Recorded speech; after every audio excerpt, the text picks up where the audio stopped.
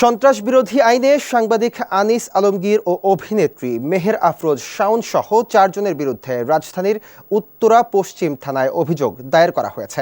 গতকাল রোববার 14 ডিসেম্বর রাতে এ অভিযোগ দায়ের করেন জুলাই রেভলিউশনারি অ্যালায়েন্সের সংগঠক আরিয়ান আহমেদ।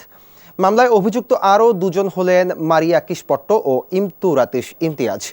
উত্তরা পশ্চিম থানার ডিউটি অফিসার উপপরিদর্শক জুয়েল বিষয়টি নিশ্চিত করেছেন। তিনি বলেন, সাংবাদিক আনিস আলমগীর ও মেহের আফরোজ শাওন সহ 4 জনের বিরুদ্ধে একই সঙ্গে অভিযোগ দায়ের করা হয়েছে।